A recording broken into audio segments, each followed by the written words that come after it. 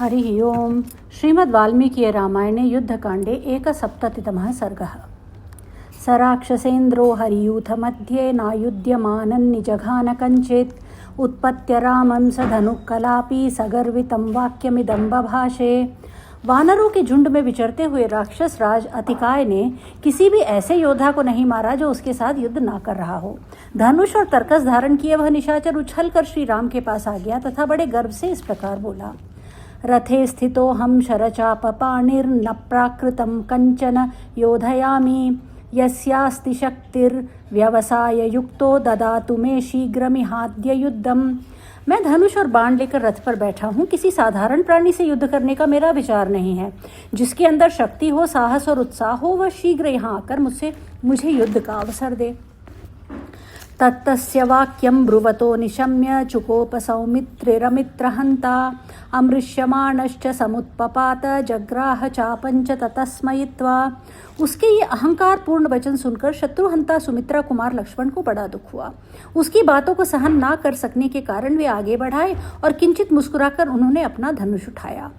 क्रुद्ध सौमित्रिरुत्पत्य तूणादाक्षिप्य सायकं पुरस्तादतिकायस्य विचकर्ष महद्धनुः। कुपित हुए लक्ष्मण उछलकर आगे आए और तरकस से बाण खींचकर अतिकाय के सामने आ अपने विशाल धनुष को खींचने लगे। पूरयन् स महीं सर्वाम् आकाशं सागरं दिशः ज्या शब्दो लक्ष्मणस्योग्रस्त्रासयन् रजनीचरान्। लक्ष्मण के धनुष की प्रत्यंचा का वह शब्द बड़ा भयंकर था। वह सारी पृथ्वी, आकाश, समुद्र तथा संपूर्ण दिशाओं में गूंज उठा और निशाचरों को त्रास देने लगा। सौमित्रेश्चापनिर्घोषं श्रुत्वा प्रतिभयं तदा विसिस्मिये महातेजा राक्षसेन्द्रात्मजो बली। सुमित्रा कुमार के धनुष की वह भयानक टंकार सुनकर उस समय महातेजस्वी बलवान राक्षस कुमार अतिकाय को बड़ा विस्मय हुआ। तदातिकाय कुपितो दृष्ट्वा लक्ष्मणमुत्थितम् आदाय निशितं बाणमिदं वचनमब्रवीत्। लक्ष्मण को अपना सामना करने के लिए उठा देख अतिकाय रोष से भर गया और तीखा बाण लेकर इस प्रकार बोला। बालस्त्वमसि सौमित्रे विक्रमेष्व विचक्षणः गच्छ किंकाल संकाशं मायोधीतुमिच्छसि। सुमित्रा कुमार, तुम अभी बालक हो, पराक्रम करने में कुशल नहीं हो, अतः लौट जाओ। मैं तुम्हारे लिए काल के समान हूँ, मुझसे जूझने की इच्छा क्यों करते हो। नहि मद्वाहुसृष्टानां बाणानां हिमवानपि सोढुमुत्सहते वेगन्मन्तरिक्षमथो मही। मेरे हाथ से छूटे हुए बाणों का वेग गिरिराज हिमालय भी नहीं सह सकता, पृथ्वी और आकाश भी उसे नहीं सहन कर सकते। सुख प्रसुप्तं कालाग्निं विभोदयितुमिच्छसि न्यस्यच्चापं निवर्तस्व प्राणान् न जहि मद्गतः। तुम सुख से सोई हुई प्रलयाग्नि को क्यों जगाना चाहते हो। धनुष को यहीं छोड़कर लौट जाओ, मुझसे भिड़कर अपने प्राणों का परित्याग ना करो। अथवा त्वं प्रतिस्तब्धो न निर्वतितुमिच्छसि तिष्ठ प्राणान् परित्यज्य गमिष्यसि यमक्षयम्। अथवा तुम बड़े अहंकारी हो इसलिए लौटना नहीं चाहते। अच्छा, खड़े रहो, अभी अपने प्राणों से हाथ धोकर यमलोक की यात्रा करोगे। पश्य मे निशितान् बाणान् रिपुदर्पनिषूदनान् ईश्वरायुध संकाशान् स्तप्त कांचन भूषणान्। शत्रुओं का दर्प चूर्ण करने वाले मेरे इन तीखे बाणों को जो तपे हुए सुवर्ण से भूषित हैं, देखो, ये भगवान शंकर के त्रिशूल की समानता करते हैं। एष ते सर्प संकाशो बाण पास्यति शोणितं मृगराज इव क्रुद्धो नागराजस्य शोणितम् इत्येव मुक्त्वा संक्रुद्ध शरं धनुषि संदधे। जैसे कुपित हुआ सिंह गजराज का खून पीता है, उसी प्रकार यह सर्प के समान भयंकर बाण तुम्हारे रक्त का पान करेगा। ऐसा कहकर अतिकाय ने अत्यंत कुपित हो अपने धनुष पर बाण का संधान किया। श्रुत्वातिकायस्य वचः सरोषं सगर्वितं संयति राजपुत्रः ससंचुकोपातिबलो मनस्वी उवाच वाक्यंच ततो महार्थम्। युद्धस्थल में अतिकाय के रोष और गर्व से भरे हुए इस वचन को सुनकर अत्यंत बलशाली एवं मनस्वी राजकुमार लक्ष्मण को बड़ा क्रोध हुआ। वे यह महान अर्थ से युक्त वचन बोले। न वाक्यमात्रेण भवान् प्रधानो न कथनात् सत्पुरुषा भवन्ति मयि स्थिते धन्विनि बाणपाणौ निदर्शयस्वात्मबलं दुरात्मन्। दुरात्मन, केवल बातें बनाने से तू बड़ा नहीं हो सकता, सिर्फ डींग हाँकने से कोई श्रेष्ठ पुरुष नहीं होते। मैं हाथ में धनुष और बाण लेकर तेरे सामने खड़ा हूँ, तू अपना सारा बल मुझे दिखा। कर्मणा सूचयात्मानं न विकथितुमर्हसि पौरुषेण तु यो युक्तः स तु शूर इति स्मृतः। पराक्रम के द्वारा अपनी वीरता का परिचय दे झूठी शेखी बघारना तेरे लिए उचित नहीं है। शूर वही माना गया है जिसमें पुरुषार्थ हो। सर्वायुध समायुक्तो धन्वी त्वं रथमास्थितः शरैर्वा यदि वाप्यस्त्रैर्दर्शयस्व पराक्रमम्। तेरे पास सब तरह के हथियार मौजूद हैं, धनुष लेकर रथ पर बैठा है, अतः बाणों अथवा अन्य अस्त्र शस्त्रों के द्वारा पहले अपना पराक्रम दिखा ले। ततः शिरस्ते निशितै पातयिष्याम्यहं शरैः मारुतकालसम्पक्वं वृत्तान्तालफलं यथा। उसके बाद मैं अपने तीखे बाणों से तेरा मस्तक उसी तरह काट गिराऊंगा जैसे वायु काल क्रम से पके हुए ताड़ के फल को उसके वृंत से नीचे गिरा देती है। अद्यते मामका बाणस्तप्त कांचन भूषणा पास्यन्तिरुधिरंगात्राद बाण शल्यान्तरोत्थितम्। आज तपे हुए स्वर्ण से विभूषित मेरे बाण अपनी नोक द्वारा किए गए छिद्र से निकले हुए तेरे शरीर के रक्त का पान करेंगे। बालोऽयमिति विज्ञाय न चावाज्ञातुमर्हसि बालो वा यदि वा वृद्धो मृत्युंजानीहि संयुगे। तू मुझे बालक जानकर मेरी अवहेला न कर। मैं बालक हूँ अथवा वृद्ध, संग्राम में तो तू मुझे अपना काल ही समझ ले। बालेन विष्णुना लोकास्त्रयः क्रान्तास्त्रिविक्रमैः लक्ष्मणस्य वच श्रुत्वा हेतुमत्परमार्थवत् अतिकाय प्रचुक्रोध बाणं चोत्तममाददे। वामन रूपधारी भगवान विष्णु देखने में बालक ही थे, किंतु अपने 3 ही पगों से उन्होंने समूची त्रिलोकी नाप ली थी। लक्ष्मण की यह परम सत्य और युक्तियुक्त बात सुनकर अतिकाय के क्रोध की सीमा न रही। उसने एक उत्तम बाण अपने हाथ में ले लिया। ततो विद्याधरा भूता देवा दैत्या महर्षयः गुह्यकाश्च महात्मानस्तद्युद्धं द्रष्टुमागमन्। तदनंतर विद्याधर भूत, देवता, दैत्य, महर्षि तथा महामना गुह्यकगण उस युद्ध को देखने के लिए आए। ततोतिकाय कुपितश्चापरमारोप्य सायकं लक्ष्मणाय प्रचिक्षेप संक्षिप्पन्निव चांबरम। उस समय अतिकाय ने कुपित हो धनुष पर वह उत्तम बाण चढ़ाया और आकाश को अपना ग्रास बनाते हुए से उसे लक्ष्मण पर चला दिया।